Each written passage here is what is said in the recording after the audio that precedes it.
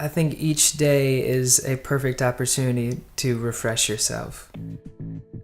Whenever I'm performing or writing, I'm pretending I'm someone else. I'm putting myself in a different headspace to see what that person would say. That's where creativity comes in. It's kind of putting all these ideas that other people have already kind of thought of through your own lens, you know? Since I was really young and wanted to make movies, I just used what was around me. And at one point it was just a point-and-shoot camera that you could only take 30-second videos on that didn't have any audio. And really, I think that makes you have to tap into more of a deeper creativity because you have to work with what you have. You're constantly changing whether you are conscious of it or not, so I think reinvention is always happening.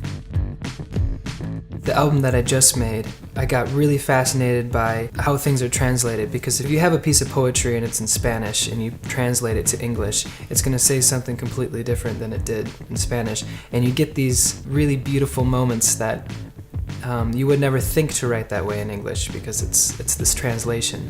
Just made things more exciting, I guess, and brought ideas that I wouldn't think of originally. I've been collaborating with an amazing dancer and choreographer. I remember when we first started working together, I was feeling very insecure about my movements. I was very conscious of everything I was doing, and I can't even watch myself do this right now. And he just looked at me and he goes, "Well, don't." And I was like, "Oh, yeah, okay, you're right." I think the hardest part is admitting to yourself that you can actually do it and not judging yourself too much, because that's just such a waste of time. It's so much wasted energy when you're sitting around thinking whether you're good enough or not, you know?